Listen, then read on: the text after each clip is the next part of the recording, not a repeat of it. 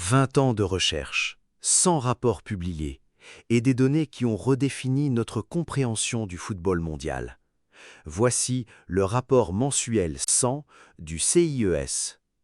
Le CIES Football Observatory a été fondé en 2005 à Neuchâtel, en Suisse.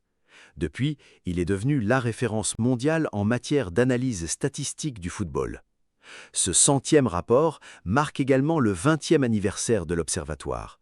2 décennies de données, de cartes et d'analyses qui ont transformé la science du sport. Ces données sont utilisées par la FIFA, l'UEFA, les plus grands clubs européens et les médias du monde entier. C'est le baromètre incontournable du football global. Le rapport numéro 100 porte sur un sujet central, les expatriés du football, ces joueurs qui évoluent dans un championnat situé hors de leur pays de formation. La période étudiée s'étend de 2020 à 2025. L'étude couvre 135 ligues professionnelles réparties sur l'ensemble de la planète, un périmètre inédit. Résultat, des dizaines de milliers de footballeurs évoluent chaque saison loin de leur pays natal. Un phénomène massif, en constante progression depuis des décennies. Mais quel pays exporte le plus de joueurs? C'est là que les chiffres deviennent vraiment spectaculaires. Et le premier nom sur la liste ne surprendra personne. En tête du classement mondial, le Brésil, avec 3020 expatriés entre 2020 et 2025. Le leader incontesté, loin devant tous les autres.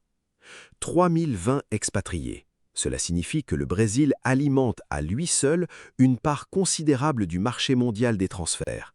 Sa formation est une exportation industrielle.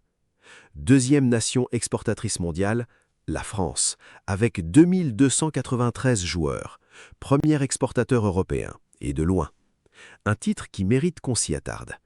2293 expatriés français, c'est le reflet direct de l'excellence des centres de formation hexagonaux, reconnus mondialement pour leur qualité de développement. Troisième au classement, l'Argentine, avec 2171 joueurs expatriés. Un chiffre colossal pour un pays qui continue de produire des talents d'exception. Brésil, France, Argentine, ces 3 nations représentent à elles seules un volume d'exportation absolument dominant sur la période 2020-2025. Un trio hors catégorie. Quatrième nation, l'Angleterre, avec 1510 expatriés. Un chiffre significatif pour la patrie du football, qui exporte désormais autant qu'elle importe de talents. Cinquième, l'Espagne, avec 1106 joueurs. Sixième, l'Allemagne, avec 1095.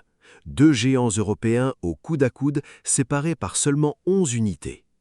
Septième nation exportatrice, la Colombie, avec 1077 joueurs. Une présence sud-américaine forte qui confirme que le talent latino-américain rayonne bien au-delà du Brésil. Huitième et dernier du top 8, le Nigeria, avec 926 joueurs. Premier exportateur africain, sans aucun concurrent proche sur le continent. Une domination continentale nette. Ces 8 nations forment l'ossature du football expatrié mondial. Mais derrière les chiffres, il y a une carte. Et cette carte raconte une histoire de migrations humaines profonde. Le flux dominant reste celui de l'Amérique du Sud vers l'Europe. Depuis le Brésil et l'Argentine, des milliers de joueurs rejoignent chaque saison les championnats espagnols, italiens et portugais. Le continent africain, lui, exporte principalement vers la France, la Belgique et l'Angleterre, un héritage colonial et linguistique qui structure encore aujourd'hui les flux de joueurs. Les marchés asiatiques et nord-américains, en pleine expansion, attirent également des joueurs européens en fin de carrière ou en recherche de nouveaux défis professionnels. Rappelons la définition précise du CIES.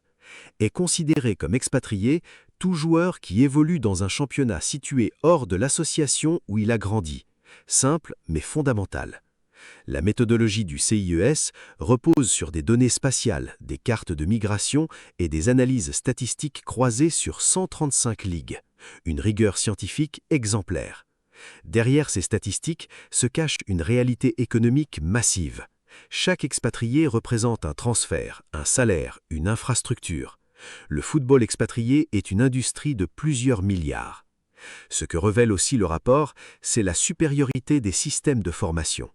La France et le Brésil ne dominent pas par hasard. Leurs académies sont des machines à produire des talents mondiaux.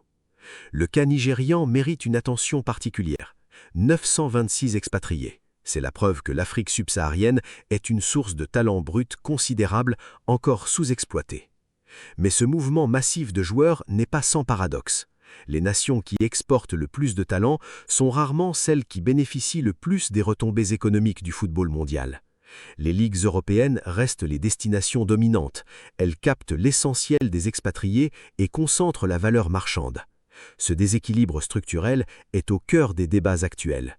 C'est précisément pour cela que le travail du CIES est si précieux. Quantifier ces flux, les cartographier, les analyser, c'est donner aux acteurs du football des outils pour agir en connaissance de cause. En 20 ans de science du sport, 100 rapports mensuels, chacun d'eux a contribué à forger une nouvelle discipline, la science des données appliquée au football. Et ce 100e rapport n'est pas une conclusion, c'est un point de départ. Les flux migratoires du football continueront d'évoluer, et le CIES sera là pour les documenter avec la même rigueur. Récapitulons le classement final. Brésil, 3020. France, 2293. Argentine, 2171. Angleterre, 1510. Espagne, 1106. Allemagne, 1095. Colombie, 1077. Nigeria, 926. Voilà les 1000 nations qui dominent le football expatrié mondial. Ces chiffres, c'est aussi des histoires humaines, des joueurs qui ont quitté leur famille, leur pays, leur culture, pour poursuivre un rêve dans un championnat étranger. Le football est un voyage. Le rapport mensuel 100 du CIES Football Observatory est disponible en ligne. 20 ans de science du sport, 100 rapports et un message clair, le football mondial, c'est avant tout une affaire de données.